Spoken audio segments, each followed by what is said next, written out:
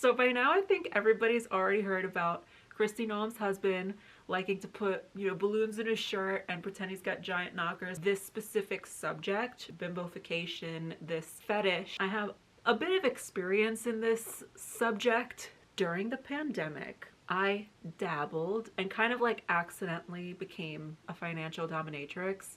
It's the whole thing. So I wrote about this on my Substack. You can find out more about it on there. But because of that, I actually had some experience with men exactly like this. And the things that I learned from speaking to these individuals and getting paid very well for it. And it taught me a lot about men in ways that I don't think anything else really can. The interesting thing that I want to point out, because a lot of people are bringing up like homosexuality, he might be gay, he must be trans or whatever. It would surprise you because before I learned about this fetish, I would have assumed the same thing. I'd be like, oh, a man puts on a bra and panties, he's wearing a dress, he's putting on lipstick, whatever. He's a fag. Like he's gay, right? Like he must be gay. It would astound you actually that not necessarily. It's a lot of psychology and a lot of like almost an investigation in a way, because you can't treat every single person that has on the surface the same kind of fetish the same way. Of course there's a lot of like overlap, but each person is different, and that's kind of what made it so fascinating to me. It could literally just mean lingerie was like a taboo thing when he was growing up, and for some reason, because it was so forbidden, there was something that turned him on about it. Then other men, it's like they like the feel of the fabric. Other men, they view it as like, someone had explained it to me, they were almost like turned on by the idea of what a woman must be feeling while they are with them. Like it's not about wanting to be a woman in the sense of like wanting a man to do that to them, but more so wanting to experience what the woman is experiencing with them, trying to mentally get into that.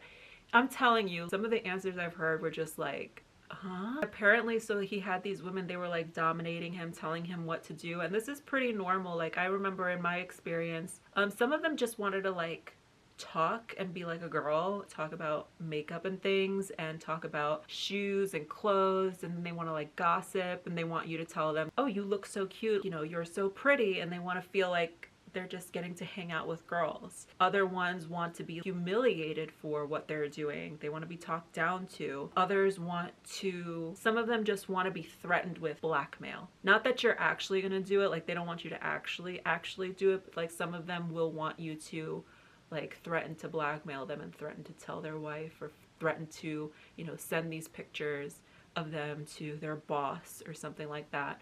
I remember there was one that I had asked him, does your wife know about this? Or I think it was a girlfriend, I don't remember. And he was like, no, but like I really wish that like I could. And he was going into like a whole thing where he was like, in an ideal world, like I would love to put on lingerie and put lingerie on her, and then we can do what we do normally.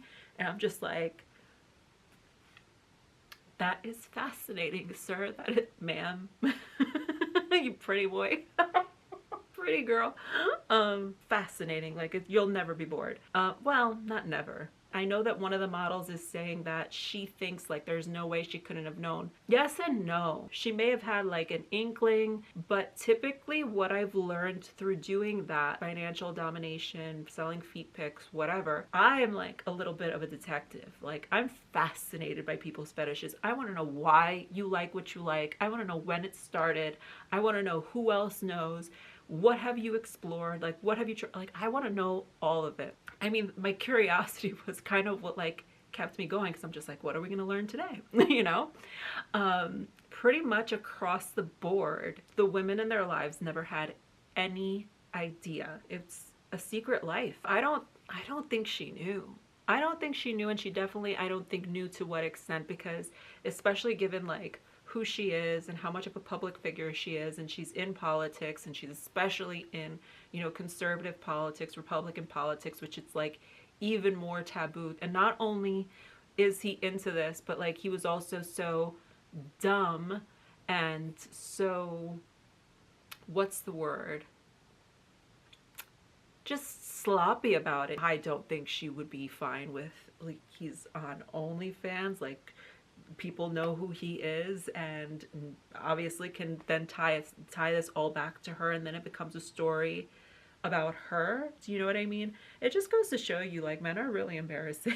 I think it was Julia Fox who said this, because before she became famous, was working, I think, at like a dungeon as a dominatrix. And I think she said something along the lines of, she learned through that a lot of men tend to have like a secret life that nobody knows about. Women in their lives don't know about. That's like the crazy thing. These women who are doing these kinds of services, right? Like cam girls, OnlyFans models, etc. A lot of them tend to really know men on a level that their wives will literally never know. Their girlfriends will literally never know. Their family will literally never know. You know, a lot of these women will know the truth more so because there's not really the same kind of risk of rejection. There's not that same risk of like exclusion.